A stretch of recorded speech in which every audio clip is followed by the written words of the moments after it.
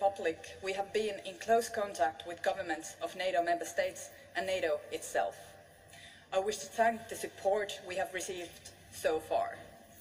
In Finland, we still have the parliamentary process ahead of us, but I trust that the Parliament will debate this historic decision with determination and responsibility.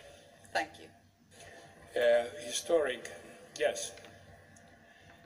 We have been talking here in Finland at least 30 years about NATO membership.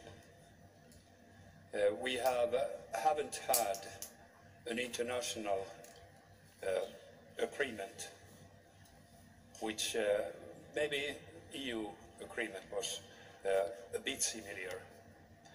But when we talk about security, even if it's not that visible in daily life, it has a huge impact in our minds.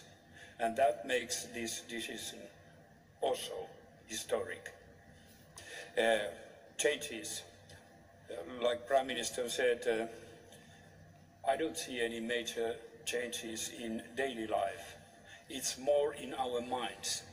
If you know that you have a secure country to live and build and work, that has an impact to all of your behavior, even if you don't daily remember it. President told Vladimir Putin on a call this weekend was a direct result of Russia's invasion of Ukraine. NATO expansion along Russia's western border is the exact opposite of what Putin said he was trying to accomplish with the war, and he told Finland's president this weekend that he was making a mistake. Here with me now, the president of Finland, Sauli Niinistö. Mr. President, thank you so much for joining me again. And just days before Russia invaded Ukraine, we spoke and you told me you did not see any reason for, quote, dramatic, sudden changes to Finland's relationship with NATO. Here we are just 3 months later, and you've just announced you're going to formally apply to join the NATO alliance. Is this because you're worried Russia could attack you as well? Not necessarily, but two things took place.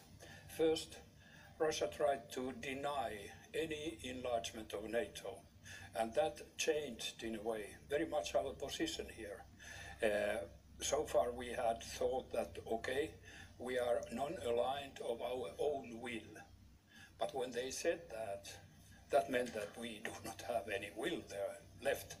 So that was the first stage, and surely 24th of February, when they made a huge attack to Ukraine, that changed quite a lot. Well, it showed that they are ready to attack to an independent neighboring country. So you were worried that you could be attacked?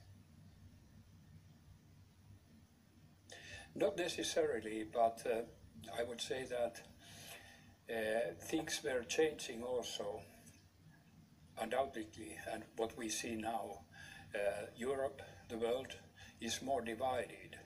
There's not very much room for non-aligned in between. So that was also what we were thinking. I do not believe that they planned any attack on Finland, not then nor now. A few years ago, Vladimir Putin said when he looks at your country, he sees friends, but warned that if you join NATO, he will see an enemy instead. I know you spoke with the Russian president yesterday. Does he now consider Finland an enemy? And how concerned are you that he may retaliate against you before your process continues and before you can fully qualify to be a member of NATO? Actually, why I called him, I wanted just to confirm that now the situation is changed. We are going to apply membership. And in the same way, he confirmed that he thinks it's a mistake. We are not threatening you. Altogether, the discussion was very, would I say, calm and cool. And he didn't repeat those threats he had earlier and his people had been telling.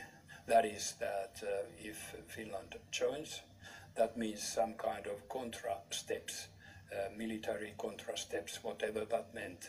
But he didn't repeat it now, so I was not necessarily surprised, but it was, like I said, quite calm and cool. Did he say anything that did surprise you? Actually, the surprise was that he took it so calmly. Do you really believe that? But That his tone actually will match well, how he feels? I was about to come to that. That was something I was about to come. In security policy, especially talking with Russia, you have to keep in mind that what is said doesn't mean that you shouldn't be all the time quite well aware and follow up what really is happening. But so far it seems that there's no immediate problems coming.